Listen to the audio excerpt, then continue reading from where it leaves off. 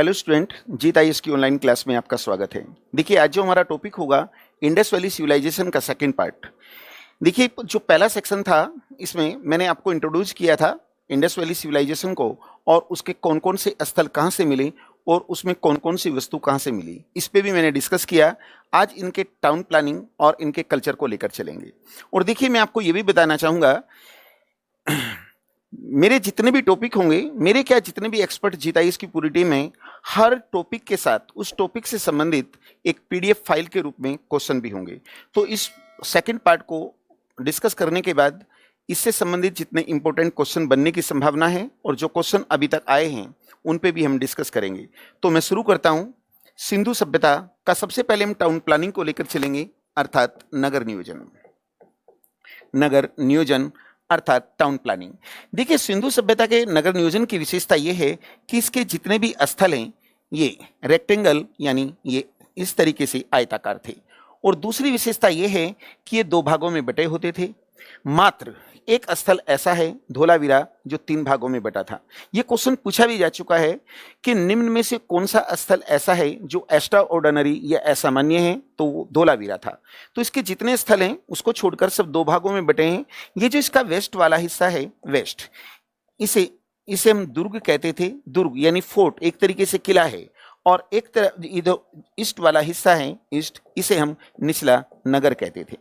देखिए स्टूडेंट्स, ये जो दुर्ग था इसकी विशेषता ये थी, बेसिकली ये रक्षा प्राचीरों से घिरा था। रक्षा प्राचीर से तात्पर्य इसकी बाउंड्री रहती थी। तो इससे ये महसूस होता है चूंकि इसकी सुरक्षा पर विशेष ध्यान दिया गया, जो इस चीज को इंडिकेट करता है संभवतः यहाँ पर कोई एडमिनिस्ट्रेटिव क्लास यानी प्रशासनिक वर्ग रहता होगा। ये जो इसका ईस्ट वाला हिस्सा है, ये नगर, इसमें 90 डिग्री यानी समकोण पर काटती हुई सड़कें थी। इस तरीके से समकोण पे काटती हुई सड़कें थी। ये एजे जैसे नेशनल हाईवे होती हैं आज, उस तरीके से थी। तो इस पर कोई भी मकान नहीं बना था, लेकिन इससे सबवे या सहायक सड़कें निकली थी और ये सहायक सड़कें भी 90 डिग्री पे काटती थी। इनके किनारे आयताकार भवन बने थे, आयताकार भवन। तो इसके जो करैक्टर हैं मैं उसको यहां पर इंडिकेट कर देता हूं। तो देखिए, इनके जो मकान हैं, ये मकान आयताकार थे, आयताकार मकान हैं। इनमें वेंटिलेशन यानी रोशनदान है, रोशनदान। इसके साथ साथ इनका ड्रेनेज सिस्टम यानी जल निकास की व्यवस्था अच्छी थी। यहाँ पर जल निकास जो व्यवस्था है ये बहुत ही अच्छी थी। लेकिन एक्सेप्शन, कालीबंगा मात्र एक ऐसा स्थल है जहां पर जल निकास व्यवस्था अच्छी नहीं थी और वहां के मकान भी कच्ची ईंटों के बने थे। देखिए, केवल कालीबंगा के मकान कच्ची ईंटों के बने हैं। ये पक्की ईंटों के मकान थे, पक्की ईंटों से ये मकान बनाए गए थे। इसके साथ साथ ये मल्टी स्टोरी यानी बहुमंजिले भी थे, मंजिले थे।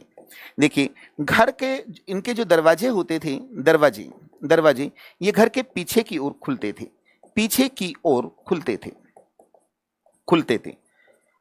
थे। तो स्टूडेंट्स, ये इनकी टाउन प्लानिंग है।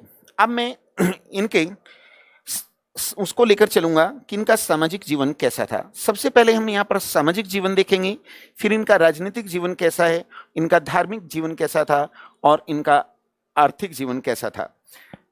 समाज, देखिए इनका जो समाज है ये कैसा है। अगर हम बात करते हैं वर्ण व्यवस्था, कास्टिज्म, तो देखिए यहां पर वर्ण व्यवस्था की कोई स्पष्ट जानकारी नहीं मिलती। वर्ण व्यवस्था की जानकारी यहां नहीं मिलती। ये तो कन्फर्म है कि वर्ण व्यवस्था की जानकारी नहीं मिलती। एक्चुअली में उसका रीजन ये है चूंकि यहां से जो भी हमें स्क्रिप्ट मिली है उसे हम पढ़ नहीं पाए। तो जो आर्कियोलॉजिकल एविडेंस है, पुरातात्विक साक्ष्य, उसी के आधार पर हमें निर्णय लेना होगा। तो वर्ण विभाजन की कोई जानकारी प्रॉपर नहीं मिलती, लेकिन यहां पर वर्ग विभाजन जरूर था। वर्ग विभाजन इसके साक्ष्य मिले हैं। अर्थात यहां का समाज 4 भागों में बटा था। ये जो 4 भाग हैं, इनमें देखिए एक विद्वान वर्ग है, विद्वान वर्ग। इसके साथ साथ एक संभवतः यहां पर योद्धा वर्ग होगा, योद्धा वर्ग। एक यहां पर कारीगर, शिल्पी या व्यापारी वर्ग था और एक इसमें श्रमिक वर्ग है, श्रमिक। देखिए जो श्रमिक है, अब विद्वान वर्ग कौन है? ऑब्वियसली जब यहां पर लिपि है तो यहाँ कोई शिक्षक जरूर होगा सिखाने वाला। इसके साथ साथ हमने पुरोहितों को भी इसी में रखा है, पुरोहित। और स्टूडेंट्स देखिए, मैंने आपको बताया था कि कालीबंगा से एक ऐसी कब्र मिली है कि एक बच्चे के सिर में 6 सुराग है। संभवतः जो सर्जरी होती है यानी शल्य चिकित्सा, उसका ये पहला प्रमाण है। तो इसी में हम चिकित्सक को रखेंगे, चिकित्सक। तो इसमें सब स्किल्ड लोग हैं। योद्धा, देखिए यहां पर योद्धा वर्ग में इसलिए रखा क्योंकि यहां पर किले हैं, किले यानी दुर्ग हैं, फोर्ट। सुरक्षा की दृष्टि से उनकी बाउंड्री भी है। तो यहां पर किलों में चूंकि सैनिक होते हैं तो इसलिए हमने किला रखा। और यहां से हमें कुछ हथियारों के साक्ष्य भी मिले हैं, अगर व्यापारी वर्ग की बात करते हैं तो देखिए यहां पर चूंकि उद्योग बहुत अच्छी स्थिति में है, तो इसमें कारीगर आएंगे, कारीगर। और इसके साथ साथ इसमें व्यापारी भी आते हैं, व्यापारी। क्योंकि अगर लोथल से बात करते हैं तो लोथल से हमें एक बंदरगाह मिला, तो ऑब्वियसली इनका विदेशों के साथ ट्रेड होता होगा। और लोथल से हमें एक फारस की सील यानी मुहर भी मिली। हो सकता है कि कोई फारस का व्यापारी वहां पर आया हो। इसी में हम शिल्पी रखते हैं, शिल्पी। ये सब इसमें आ जाएंगे। जो श्रमिक वर्ग है इसमें किसानों को रखा गया है, किसान और मछुए या मछुआरे। एक्चुअली में स्टूडेंट्स मछली पकड़ने के कांटे भी मिले हैं और यहाँ ये लोग खेती भी करते थे। इसके एविडेंस मैं बता भी चुका हूं आपको। जैसे कालीबंगा से हमें जुते हुए खेत के साक्ष्य मिले और बनावली से हमें मिट्टी का एक हल मिला है खिलौने के रूप में। तो ये इनका वर्ग विभाजन है। अब इनका समाज देखते हैं। वर्ग विभाजन के बाद इनका समाज कैसा था। एक्चुअली में इनका जो समाज है, ये मात्र सत्तात्मक था, मात्र सत्तात्मक। देखिए मात्र सत्तात्मक अर्थात फीमेल डोमिनेट सोसाइटी थी यहां पर। ये आपको ध्यान रखना है। पूरी इंडियन हिस्ट्री में शुरू से लेकर लास्ट तक हम देखते हैं, मैं तो कहता हूं कि आज भी हम देखते हैं, तो जो समाज है वो पितृसत्तात्मक है। लेकिन इंडस वैली सिविलाइजेशन मात्र एक ऐसी थी जहां का समाज मात्र सत्तात्मक था। लेकिन 100% हम यहां भी नहीं कह सकते। वो इसलिए कहा जा रहा है चूंकि यहां पर पुरातात्विक साक्ष्यों के आधार पर निर्णय लिया है। तो यहां पर जो मूर्तियां मिली हैं वो पुरुषों की अपेक्षा महिलाओं की अधिक मिली हैं। तो जो हमारा स्कॉलर क्लास के लोग हैं, विद्वान वर्ग, उनका मानना है कि समाज मात्र सत्तात्मक था। इनकी समाधान प्रणाली देखिए, समाधान जो प्रणाली है, समाधान प्रणाली यानी जो डेड बॉडी को किस तरीके से उसका अंतिम संस्कार करते थे। तो ये यहाँ पर 3 प्रकार की है। एक है यहाँ पर पूर्ण समाधान, एक दूसरा है यहाँ पर आंशिक समाधान। इसे ये जो आंशिक समाधान है मैं इसे लिख देता हूं, आंशिक समाधान। इसे कलश समाधान भी कहते हैं, मैं ऑब्लिक करके यहां लिख देता हूं, कलश समाधान भी कहते हैं। एक होता है यहां दाह संस्कार। एक्चुअली में स्टूडेंट्स पूर्ण समाधान की बात करते हैं। जैसे हमने हड़प्पा की खुदाई की तो वहां से R37 नाम का एक सिमेंट्री यानी कब्रिस्तान मिला। जैसे इस्लाम में होता है कि पूरी डेड बॉडी को जमीन में दफनाते हैं। अगर हम आंशिक समाधान की बात करते हैं तो इसका हमें एग्जाम्पल जो मिलता है ये सुरकोटड़ा से मिलता है। सुरकोटड़ा देखिए, सुरकोटड़ा गुजरात में कच्छ की खाड़ी में है। तो यहां से कलश समाधान के साक्ष्य मिले। कलश समाधान का मतलब होता है कि डेड बॉडी को खुले में छोड़ देते हैं। पशु पक्षी जब उसके मांस को खा लेते हैं तो उसकी जो बोर्न होती है, हड्डियां होती हैं, उनको एक बर्तन में बंद करके जमीन में गाड़ देना, इसी को कलश समाधान कहते हैं। दाह संस्कार की बात करें तो ये संभवतः मोहनजोदड़ो में होगा।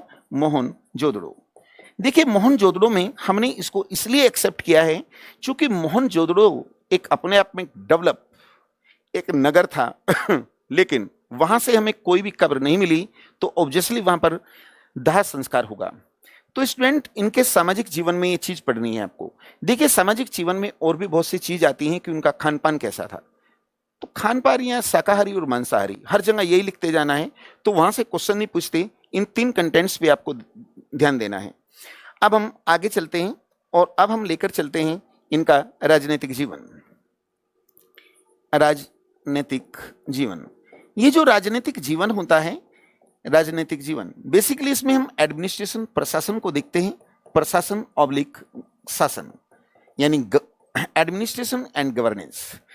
देखिए, आपको ध्यान रखना है ये चीज, प्रशासन हर जगह मौजूद होता है। अगर मैं क्लास लेता हूं तो मैं स्टूडेंट से कहता हूं कि क्या यहाँ प्रशासन मौजूद है। ऐसा नहीं है कि जिले का प्रशासन होता है, प्रशासन हर जगह मौजूद होता है। उसमें टीचर एक टीम लीडर की हैसियत से स्पीच देता है। स्टूडेंट डिसिप्लिन में रहते हैं, प्रॉपर लाइन में बैठते हैं, तो वहां चूंकि अनुशासन है तो वहां में प्रशासन देखने को मिलता है। तो यहां भी क्या है, यहां भी शासन प्रशासन है। लेकिन अब ये तो नहीं कहा जा सकता कि जो सत्ता है, सत्ता किसके हाथ में थी, सत्ता किसके हाथ में थी, ये तो नहीं कहा जा सकता। लेकिन शासन जरूर था, चूंकि इसके कुछ एविडेंस मिल रहे हैं। जैसे यहां पर हमें नगर नियोजन मिला, नगर नियोजन, टाउन प्लानिंग। यहां का जो नगर नियोजन है ये इस चीज को इंडिकेट करता है कि यहां पर कुछ नगर पालिका, यहां कोई नगर पालिका जैसी संस्था होगी, जैसी संस्था होगी, संस्था। वहीं हम दूसरी ओर देखते हैं, जब इनके इकोनॉमी को डिस्कस करूंगा मैं भी, वहां आप देखेंगे भी कि यहां पर इनके जो बाट थे, बाट ये 16 के गुणक में थे, के गुणक में थे, गुणक जिसे हम दशमलव प्रणाली या डेसिबल सिस्टम कहते हैं, जो इस चीज को इंडिकेट करता है कि यहां पर कोई मापतोल विभाग रहा होगा। इसी तरीके से हम देखते हैं यहां पर दुर्ग मिले हैं, और दुर्ग रक्षा प्राचीरों से घिरे थे, प्राचीरों से घिरे थे, जो इस चीज को इंडिकेट कर रहा है कि यहां पर कोई प्रशासनिक वर्ग रहता होगा। तो देखिए, ये सारे एविडेंस इस चीज को इंडिकेट कर रहे हैं कि यहां पर प्रशासन था। अब इनकी इकोनॉमी को लेते हैं, और इकोनॉमी में सबसे ज्यादा क्वेश्चन पूछे जाते हैं। इकोनॉमी यानी आर्थिक जीवन, आर्थिक जीवन। स्टूडेंट्स, ये जो आर्थिक जीवन होता है, आर्थिक जीवन एक्चुअली में इसमें हम पढ़ते हैं source of income. Source of income का मतलब होता है, इसका मतलब होता है आय के साधन, आय के साधन। तो आय के साधनों की यदि हम बात करें तो कौन कौन से इनके आय के साधन थे उसको देखिए। एक्चुअली में कृषि करते हैं, कृषि, एग्रीकल्चर। यहां पर इंडस्ट्री यानी उद्योग भी है, उद्योग, और यहां पर व्यापार भी है, व्यापार। यहां पर मापतोल भी है, मापतोल भी होती है। एक यहीं पर लेकर चलेंगे कोयन यानी सिक्के, सिक्के, सिक्के। आप एक एक चीज को लेकर चलते हैं। सबसे पहले देखते हैं इनकी इकोनॉमी में क्या कृषि है या नहीं। तो ऑब्वियसली एग्रीकल्चर इनकी इकोनॉमी का एक रिसोर्स था, क्योंकि इसके एविडेंस हमें जो मिल रहे हैं, जैसे मैंने अभी बताया आपको कि जो बनावली है, बनावली से हमें, बनावली से हरियाणा में है, हल के साक्ष्य मिले। अगर हम कालीबंगा की बात करते हैं, कालीबंगा जो राजस्थान में है, यहां से हमें जुते हुए खेत के साक्ष्य मिले। इसके साथ साथ हड़प्पा से एक स्त्री के गर्भ से निकलता हुआ पौधा दिखाया गया था, जिसे उर्वरता की देवी माना गया था, उर्वरता। तो वो भी एग्रीकल्चर को इंडिकेट करती है। इसी तरीके से हम देखते हैं कि अगर लोथल की बात करें, लोथल, और रंगपुर की बात करें, रंगपुर, रंगपुर, तो यहां से हमें धान की भूसी के या धान के साक्ष्य मिले। इसके साथ साथ ये गेहूं भी उगाते थे, गेहूं। और यहां पर एक नाम भी आता है, लो मैं लिख देता हूं, Stuart Piggott, Stuart Piggott, Piggott. Stuart Piggott कहता है कि गेहूं उगाने वाले पहले भारतीय थे, मतलब भारत के अंदर सबसे पहले गेहूं इन्होंने ही उगाया। इसके साथ साथ ये कपास भी उगाते थे, कपास। देखिए, कपास को ये इंडिया का ओरिजिनल प्लांट है या भारतीय मूल का पौधा है, भारतीय मूल का पौधा है। इसका मतलब, ये क्वेश्चन आईएएस में भी कई बार पूछा जा चुका है, जीएस में। एक्चुअली में कपास को वर्ल्ड में सबसे पहले सिंधवासियों ने उगाया। तो क्वेश्चन पूछता है कि निम्न में कौन भारतीय मूल का पौधा है, तो कपास। और देखिए, ये जो यूनानी लोग थे, यूनानी यानी ग्रीक के जो लोग थे, यूनानियों ने इस कपास को सिंडोन नाम दिया है, सिंडोन, सिंडोन नाम दिया। तो ये बातें इस चीज को इंडिकेट करती हैं कि ये लोग खेती करते थे। अब मैं यहीं पर इनके ट्रेड को लेकर चलूंगा, ट्रेड। देखिए, सॉरी, इंडस्ट्री को लेकर चलेंगे। देखिए, इनके जो उद्योग हैं, यहां पर वस्त्र उद्योग हैं, वस्त्र उद्योग। एक्चुअली में वस्त्र उद्योग इसलिए है चूंकि ये कपास उगाते हैं, और क्वेश्चन पूछेगा कि सिंधु सभ्यता का मुख्य उद्योग कौन सा था? मुख्य उद्योग वस्त्र उद्योग था। और स्टूडेंट्स ये भी ध्यान रखना है, पूरे भारतीय इतिहास के अंदर सूती वस्त्र उद्योग हमेशा मुख्य उद्योग रहा। अगर हम ब्रिटिश काल की बात करें तो ब्रिटिश काल में जो भारत के उद्योग थे उनका पतन हुआ था, लेकिन वस्त्र उद्योग फिर भी डेवलप रहा। जैसे हम देखते हैं कि 1905 में पार्टीशन ऑफ बंगाल कर्जन के द्वारा किया गया, तो उसके अगेंस्ट एक स्वदेशी आंदोलन चलाया गया था। स्वदेशी का मतलब होता है अपने देश की वस्तुओं को अपनाना है और विदेशी वस्त्रों का बाइकाट करना है। तो ये वस्त्र उद्योग उसमें डेवलप रहा। इसी तरीके से गांधी जी के हम नॉन कोऑपरेशन मूवमेंट की बात करते हैं, और इसी तरीके से हम सिविल डिसओबीडेंट मूवमेंट यानी सविनय अवज्ञा आंदोलन की बात करते हैं। तो वहां जब जब बहिष्कार हुआ तो अपने देश की वस्तुओं को बढ़ावा मिला। तो वस्त्र मनुष्य की आवश्यकता है, तो इसलिए वस्त्र उद्योग हमेशा विकसित रहा।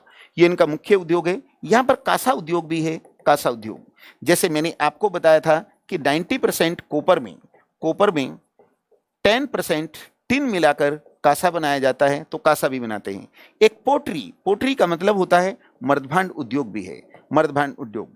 यहाँ पर मूर्ति उद्योग भी है, मूर्ति उद्योग। देखिए मूर्ति उद्योग, इसका एक एविडेंस मैं देना चाहूंगा, यहाँ पर एक एग्जाम्पल देना चाहूंगा कि जो मोहनजोदड़ो है,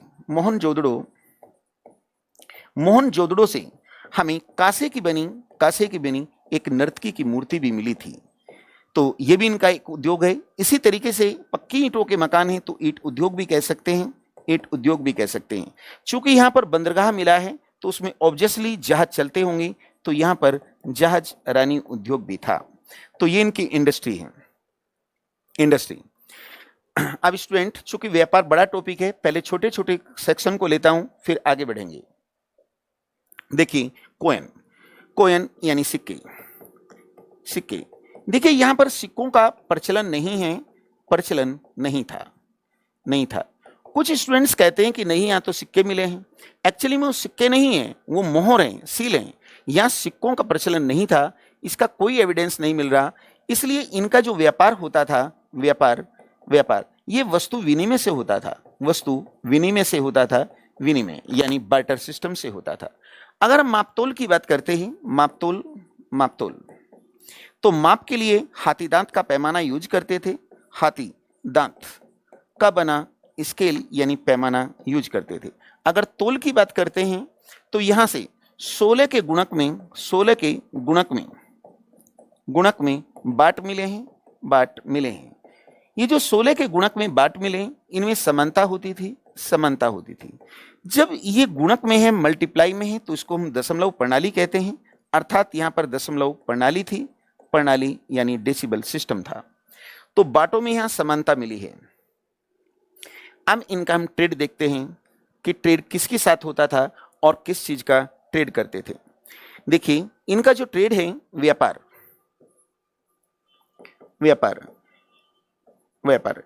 देखिए इनका विदेशी व्यापार भी होता है, व्यापार। एक्चुअली में इनके पैरेलल एक मेसोपोटामिया सभ्यता है, यानी इराक की। तो वहां पर अक्काद वंश का एक शासक का नाम आया है, चूंकि उनकी लिपि किलाक्सर थी, जिसको स्टडी कर लिया गया।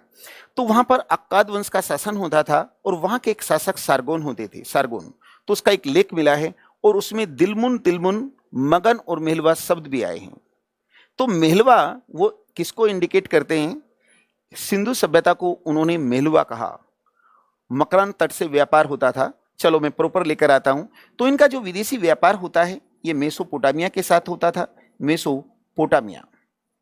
मेसोपोटामिया के साथ होता था, यानी इराक। इनका व्यापार फारस के साथ होता था। फारस यानी ईरान। इस फारस को पर्शिया भी कहते हैं। इनका व्यापार अफगानिस्तान के साथ भी होता था, अभी मैंने बताया कि यहाँ पर सिक्कों का प्रचलन नहीं था, अर्थात यहाँ पर वस्तु विनिमय था। वस्तु विनिमय से तात्पर्य है कि एक चीज देते थे और उसके बदले में अपने रिक्वायरमेंट की चीज लेते थे। तो ये चीज, कौन सी चीज कहां से लाते थे, इस पे देखते हैं। अगर हम चांदी की बात करते हैं, चांदी ये राजस्थान से भी लाते हैं। राजस्थान में एक सावर खान है, यहां से लाते थे, सावर खान से। चांदी इसके साथ साथ अफगानिस्तान से भी लाते थे। इस अफगानिस्तान से ये टिन भी लाते थे, टिन। सोने की बात करें, सोना, तो ये कर्नाटक से लाते थे, कर्नाटक।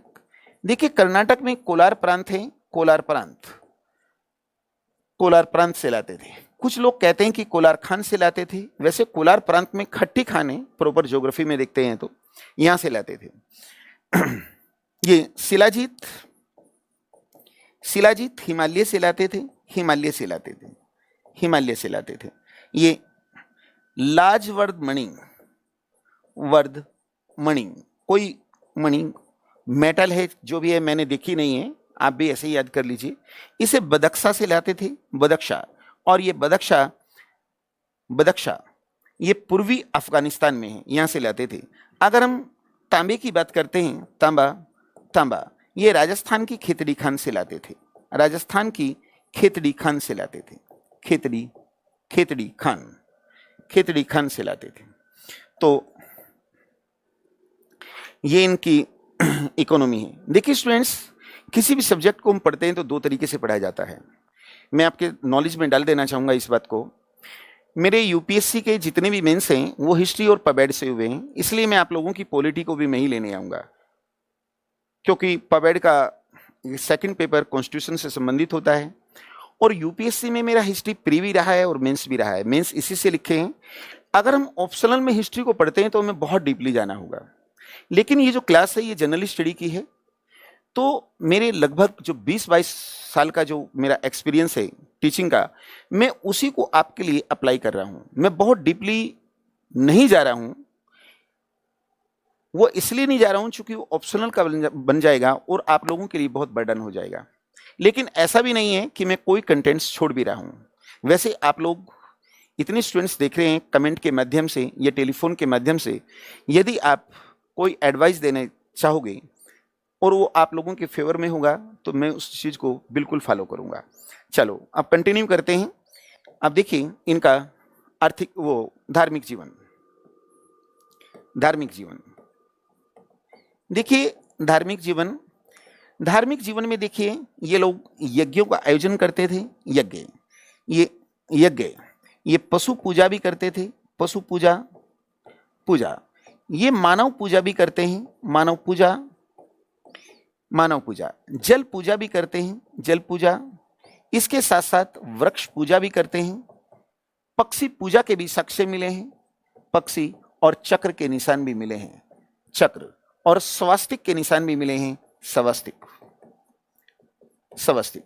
स्टूडेंट्स देखिए अगर हम यज्ञों की बात करते हैं, यज्ञ, यज्ञों का संभवतः बहुत बेहतर या ज्यादा प्रचलन नहीं था, लेकिन लोथल और कालीबंगा दो स्थल ऐसे हैं, लोथल और एक कालीबंगा, मैंने वहां पढ़ा भी रखा है, यहां से हमें यज्ञ के साक्ष्य मिले। तो देखिए जैसे मेंस में, अब तो यहां पर मेंस में साथ के साथ पेपर आपके जीएस जैसे हैं, ऑप्शनल नहीं है, तो मेंस में जब इन क्वेश्चनों को लिखते थे तो उसमें क्या होता था, जो हमने किस किस स्थल से कौन सी वस्तु मिली, उन वस्तुओं के को आधार बनाकर ही इनके कल्चर को हम तैयार करते हैं। तो देखिए लोथल और कालीबंगा से इसके साक्ष्य मिले हैं। अगर पशु पूजा की बात करते हैं तो पशु पूजा के भी यहां पर साक्ष्य मिले हैं, पशु पूजा। देखिए इनका जो पूजनीय पशु था, पूजनीय पशु, पूजनीय पशु इनका कुबड़ वाला बैल है, कुबड़ वाला बैल, कुबड़ वाला बैल, ये कुबड़ वाले बैल की पूजा करते थे। अब यहां दो चीज आती हैं, एक होता है पूजनीय, एक होता है प्रिय, प्रिय। अगर हम प्रिय पशु की बात करते हैं, प्रिय पशु, कई बार क्वेश्चन पूछा जा चुका है, वो एक सरंगी बैल था, एक सरंगी बैल। बच्चों एक सरंगी का बैल का मतलब होता है उसके सिर से एक सींग यानी एक खोर निकला था, ये इनका प्रिय पशु है। अब मानव पूजा की बात करते हैं तो मानव पूजा में ये स्त्री पूजा भी करते हैं, स्त्री की पूजा भी करते हैं, और पुरुष पूजा भी होती है, पुरुष पूजा। अगर हम स्त्री पूजा की बात करते हैं तो देखिए मैंने आपको बताया था कि जो हड़प्पा है, हड़प्पा, हड़प्पा, हड़प्पा से एक स्त्री के गर्भ से निकलता हुआ एक पौधा दिखाया गया है जो उर्वरता की देवी है। अगर हम पूजा, पुरुष पूजा की बात करते हैं तो इसमें हम देख सकते हैं कि जो मोहनजोदड़ो है, मोहनजोदड़ो, इस मोहनजोदड़ो से हमें एक पशुपति शिव की, पशुपति शिव की पूजा के साक्ष्य मिले हैं। अगर हम जल पूजा की बात करते हैं तो संभवतः जल पूजा भी करते थे, क्योंकि मोहनजोदड़ो से हमें स्नानागार के साक्ष्य मिले हैं। अर्थात जिस तरीके से हिंदू धर्म में आज भी धार्मिक पर्वों पर स्नान किया जाता है, तो ये भी धार्मिक पर्वों पर स्नान करते थे। अगर वृक्ष पूजा की बात करते हैं तो वृक्ष पूजा में पीपल की पूजा के साक्ष्य मिले हैं, पीपल। अगर पक्षी पूजा की बात करते हैं, देखिए पीपल, मैं इसे प्रॉपर लिख देता हूं, पीपल। अगर पक्षी पूजा तो एक पक्षी होता है, पाकता कबूतर जैसा होता है, उस पूजा करते थे। अब देखिए, अब मैं लेकर चलता हूं यहां पर चक्र। देखिए भगवान श्री कृष्ण का जो चक्र था, चक्र के भी साक्ष्य मिले हैं, साक्ष्य। इसके साथ साथ स्वस्तिक के भी साक्ष्य मिले हैं। स्वस्तिक का जो निशान होता है, ये इसके भी साक्ष्य मिले हैं। तो ये इनका धार्मिक जीवन था। देखिए कई बार, चलो एक बात और बता देता हूं आपको, कई बार आप लोगों से क्वेश्चन ये भी पूछ लिया जाता है कि सिंधु सभ्यता का जो धर्म था उसने वर्तमान के धर्म को कहां तक प्रभावित किया। इस तरीके के क्वेश्चन पहले आते थे। अगर आप आईएएस का एग्जाम प्रीलिम का भी दे रहे हैं तो कॉन्सेप्चुअल क्वेश्चन वहां भी आ सकता है। तो देखिए उसका प्रभाव अगर हम देखें, आज भी भारत के अंदर यज्ञ होते हैं।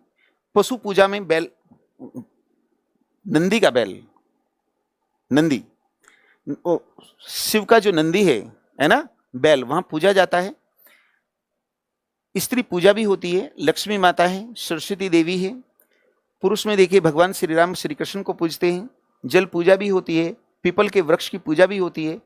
कबूतर को शांति का प्रतीक कहते हैं, चक्र और स्वस्तिक। तो देखिए जो पुरातन धार्मिक व्यवस्था थी उसने वर्तमान के धर्म को प्रभावित किया है। अच्छे स्टूडेंट्स, देखने की बात यह है कि इंडस वैली सिविलाइजेशन अपने आप में कितनी डेवलप थी।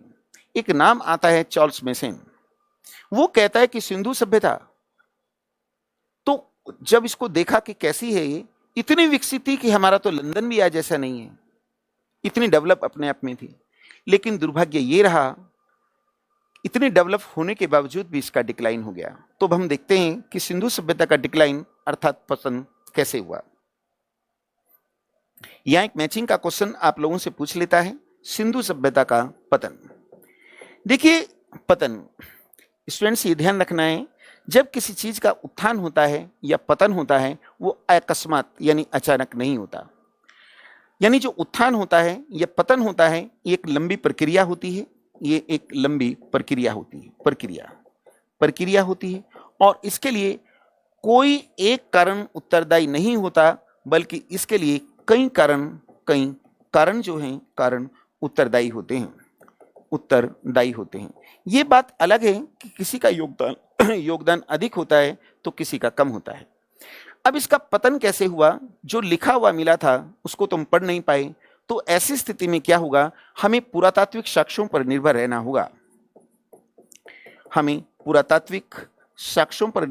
होगा। साक्ष्यों पर हम निर्भर रहेंगे। तो ऐसे में जो विद्वान हैं, विद्वानों की अलग अलग राय होगी। तो यहां पर इनका पतन कैसे हुआ, यहां पर विद्वानों की जो अलग अलग राय है वो देखते हैं। तो यहां मैचिंग के लिए क्वेश्चन आता है। यहां एक नाम आता है जॉन मार्शल। देखिए जॉन मार्शल क्या कहता है, वो कहता है फ्लड यानी बाढ़ के कारण पतन हुआ के कारण। अब इससे पूछे क्यों, किस आधार पे बोल रहा है कि बाढ़ से हुआ।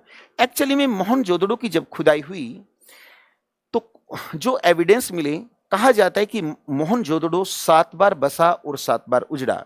जैसे अभी हाल में कुछ वर्षों पहले केदारनाथ में बाढ़ आई, तो जो बाढ़ आई तो अपने साथ सिल्ट लेकर आई, सिल्ट गाद, और वो नगर के ऊपर जम गई।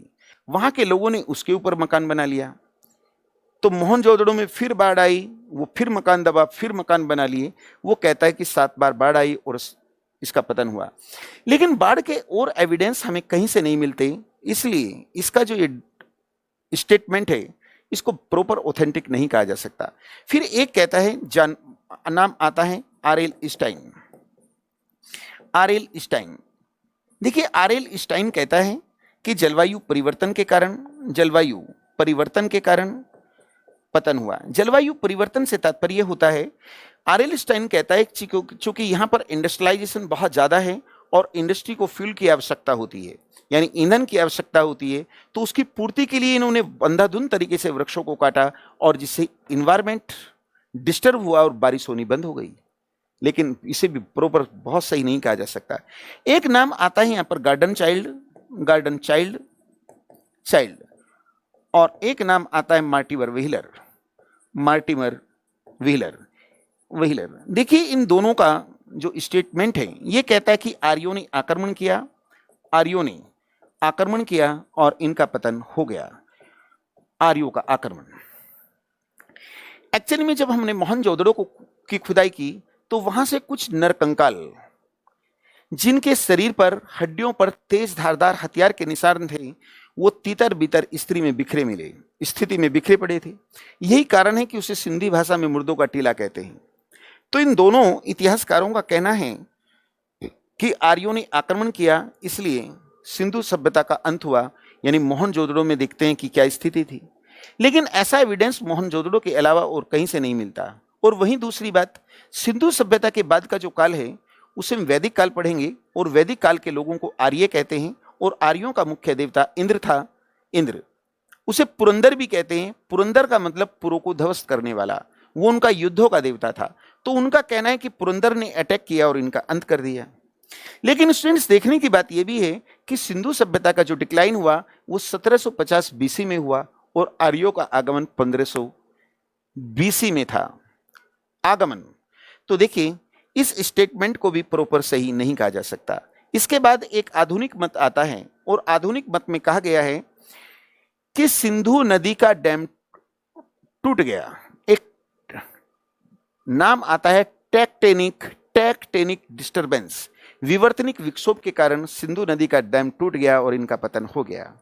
लेकिन ये भी बात बहुत सही नहीं लग रही है, इसलिए सिंधु सभ्यता के पतन को अगर जानना है तो अभी अनुसंधान की आवश्यकता होगी।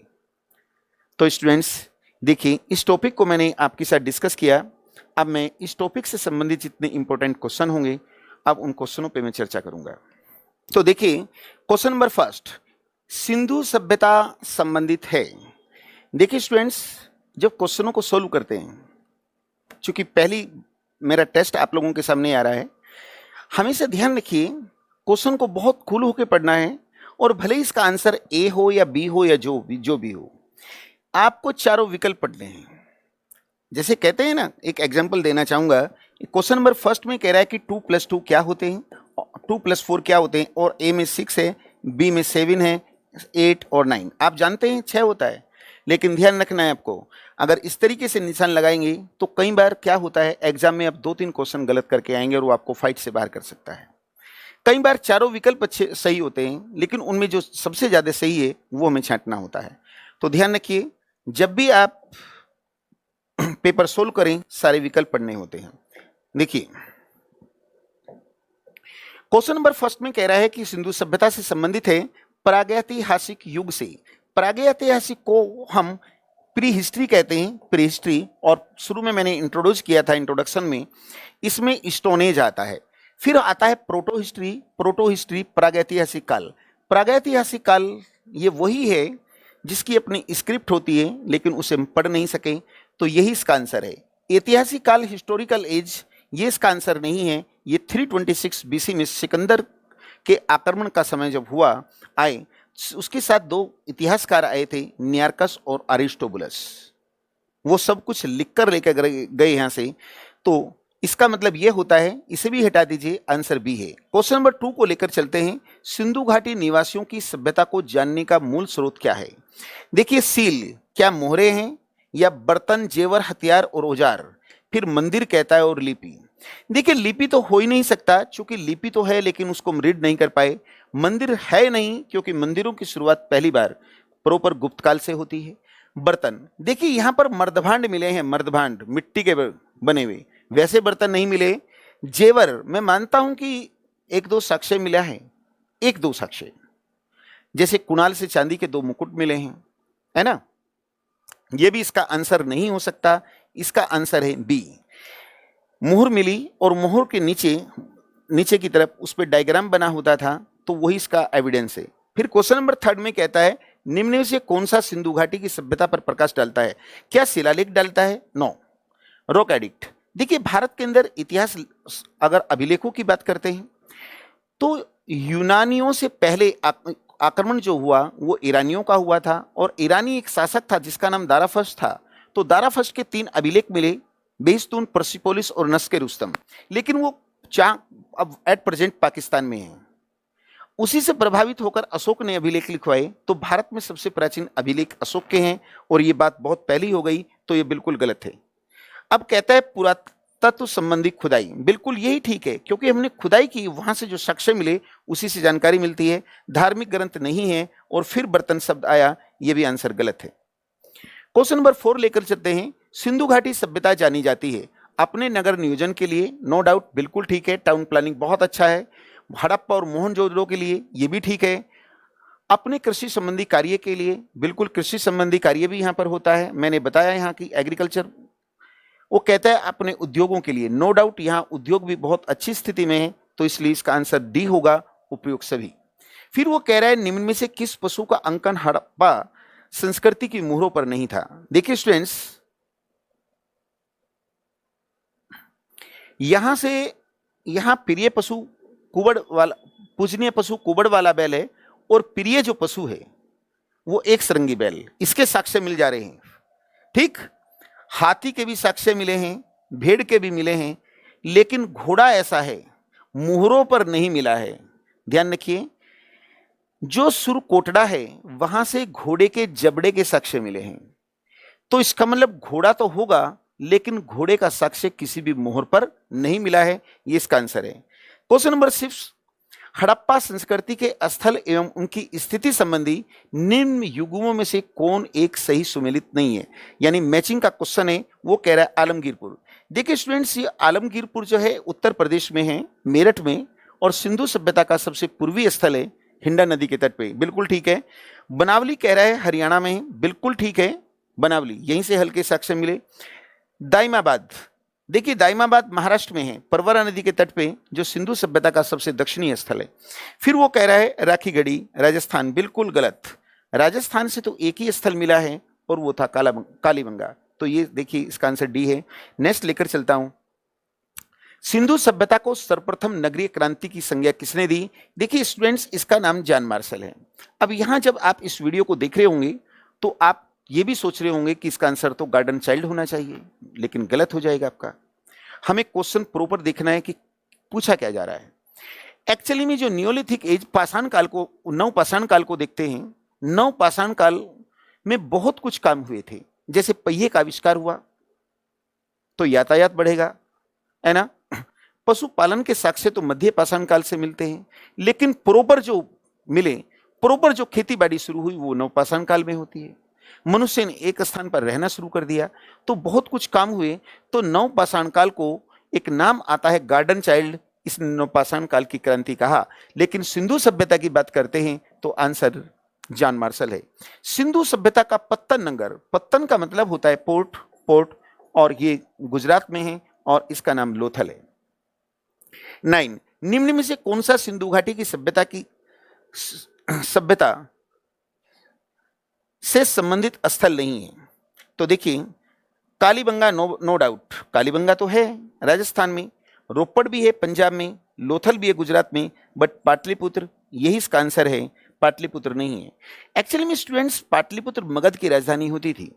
जब मैं द्वितीय नगरीय क्रांति आपको पढ़ाऊंगा तो 16 महाजनपद बनते हैं, वहां पर एक मगध है, और उसकी राजधानी सबसे पहले राजगृह बनी थी, जिसे ग्रह ब्रिज भी कहते हैं।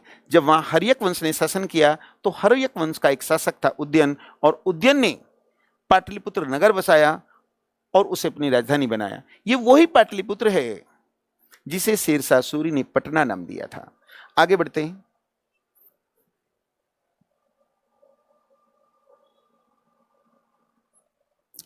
कौन सा हड़प्पाई नगर 3 भागों में विभक्त था? देखिए स्टूडेंट्स, मैं बता भी चुका हूं, वो धोलावीरा है जो 3 भागों में बटा था, ये इसका आंसर है। ये वही धोलावीरा है जहां से हमें कॉपर एडिक्ट, ताम्रपत्र लेख के साक्ष्य मिले, और एक प्लेग्राउंड क्रीड़ा स्थल मिला। सर्वप्रथम मानवों ने किस धातु का प्रयोग किया? वो था तांबा। जैसे हम देखते हैं ना, पाषाण काल आता है यानी पत्थर का प्रयोग किया गया। फिर हम देखते हैं कि ताम्र पाषाण काल आता है, तो तांबे के साथ, पत्थर के साथ तांबे का प्रयोग किया गया है, पहली धातु थी। हड़प्पा कालीन स्थलों में अभी तक किस धातु की प्राप्ति नहीं हुई? देखिए इसका करेक्ट आंसर डी है, लोहा। देखिए लोहा का आगमन तो 1000 बीसी में हो जाएगा नॉर्थ इंडिया में, और प्रचुर मात्रा में 600 बीसी में बुद्ध काल में आया है। तो सिंधु सभ्यता के लोग इससे परिचित नहीं थे। नेक्स्ट क्वेश्चन देखते हैं, बहुत कीमती क्वेश्चन आया है। इस क्वेश्चन को करने का जो तरीका होता है वो मैं डिस्कस कर देता हूं। देखिए इसमें कारण होता है, एक कथन होता है, वो दोनों को पढ़ते हैं। मोहनजोदड़ो पाकिस्तान में है, वो कह रहा है, क्या ये सही है गलत है? बिल्कुल ठीक है, ये पाकिस्तान में है। फिर वो कह रहा है कि यहां से एक कांसे की बनी नर्तकी की मूर्ति मिली, बिल्कुल ये भी ठीक है, बिल्कुल ये भी ठीक है। अब विकल्प देखते हैं, ए और आर दोनों सही हैं तथा आर सही स्पष्टीकरण ए का करता है। देखो दोनों सही तो हैं लेकिन स्पष्टीकरण नहीं करता। एक्चुअली में इन क्वेश्चनों को अगर आपको करना है तो मन मन में आपको एक इमेजिंग करना है, पाकिस्तान में है, आप यहां एक वर्ड लिखेंगे क्योंकि। अब दोनों को मिला के पढ़िए, मोहनजोदड़ो पाकिस्तान में है क्योंकि यहां से एक कांसे की मूर्ति मिली। अरे पाकिस्तान में इसलिए थोड़ा ये कि कांसे की मूर्ति मिली, ये तो बिल्कुल गलत है। तो इसका मतलब यह है ए और आर दोनों सही हैं लेकिन सही स्पष्टीकरण नहीं, बच्चे ने ठीक नहीं लिखा। ए और दोनों सही हैं किंतु आर सही स्पष्टीकरण नहीं है ए का, तो इसका आंसर बी आ जाएगा। फिर वो कह रहा है, देखिए मैचिंग के लिए क्वेश्चन पूछा है। अगर हम मांडा की बात करते हैं, सिंधु सभ्यता का नॉर्थ का स्थल है, वो कहाँ है? जम्मू कश्मीर में, तो 3 यहां आ रहा है। फिर वो कह रहा है दायमाबाद, दायमाबाद महाराष्ट्र में है और ये चौथा है, और देखिए यहाँ चौथा भी मैच कर रहा है। कालीबंगा राजस्थान में, फिर 1 आ रहा है, फिर 2, तो इसका आंसर क्या हो जाएगा? ए बी सी, ये इसका आंसर है। नेक्स्ट देखते हैं, एक जुते हुए खेत की खोज की गई थी, कई बार अभी अभी मैं डिस्कस कर दिया, कालीबंगा राजस्थान। वस्त्रों के लिए कपास की खेती का आरंभ सबसे पहले, देखिए मैंने बताया आपको कि कपास जो है इंडिया का ओरिजिनल प्लांट है, तो इसका आंसर बी है। फिर वो कह रहा है संदर्भ सभ्यता में चावल और युगल समाधि के साक्ष्य कहां से मिले? देखिए चावल और युगल समाधि, ये जो लोथल है ना, यहां से चावल के भी साक्ष्य मिले हैं और युगल समाधि के भी साक्ष्य मिले हैं। युगल, चावल के साक्ष्य लोथल और रंगपुर से मिले, और युगल समाधि की बात करें तो लोथल और कालीबंगा से मिले। तो यहां पर देखिए वो ऐसी चीज पूछ रहा है, दो एक ही स्थल से दोनों मिली हैं, वो लोथल है। नेक्स्ट लेकर चलता हूं, सिंधु सभ्यता की विज्ञान एवं प्रौद्योगिकी, विज्ञान यानी साइंस एंड टेक, बहुत ही कॉन्सेप्चुअल क्वेश्चन है। देखिए इनमें क्या गलत है? देखिए इनका नगर नियोजन व्यवस्थित था, नो डाउट, यहां पर साइंस टेक का प्रयोग किया गया। फिर वो कह रहा है यहाँ कांसा, ये कांसा बनाना जानते थे, ये भी बिल्कुल ठीक है, क्योंकि ये जानते हैं कि 90% कॉपर में टिन मिलाया जाता है, 10% तब कांसा बनता है। फिर वो कह रहा है कि यहाँ पर दशमलव प्रणाली थी, डेसिबल सिस्टम, 16 के गुणक के बाद यहाँ भी टेक्निक प्रयोग की गई। फिर वो कह रहा है इनका मुख्य पशु एक सींग वाला बैल था, तो इसमें तो कोई साइंस टेक नहीं है, तो यही इसका आंसर है, तो इसका आंसर होगा डी। फिर वो कह रहा है विशाल स्नानागार किस, विशाल, चलो मोहनजोदड़ो है, फैक्चुअल क्वेश्चन है। क्वेश्चन नंबर 20, निम्न में से कौन से स्थल से चांदी के मुकुट मिले? तो कुणाल से मिले हैं, फैक्चुअल क्वेश्चन है, इसमें कोई डिस्कस नहीं करना है। निम्न में से किसने हड़प्पा और मोहनजोदड़ो को संदर्भ सभ्यता की जुड़वा राजधानी की? तो देखिए यहां एक नाम आता है स्टुअर्ट पिगट। तो स्टुअर्ट पिगट के सिंधु सभ्यता में 2 स्टेटमेंट हैं, एक तो कहता है कि हड़प्पा और मोहनजोदड़ो जुड़वा राजधानी थी, और एक ये भी कहता है कि संदर्भवासी गेहूं उगाने वाले पहले लोग थे। तो स्टूडेंट, आज मेरा पहला जो टॉपिक था ये मैंने कंप्लीट किया। आगे भी जो मेरे जितने भी टॉपिक होंगे, खैर यूट्यूब पे तो सब नहीं आएंगे, हर टॉपिक के साथ क्वेश्चन आंसर अटैच होंगे। और अब जो नेक्स्ट क्लास है वो वैदिक पीरियड पे होगी। तो आज की क्लास यहीं कंप्लीट होती है। धन्यवाद।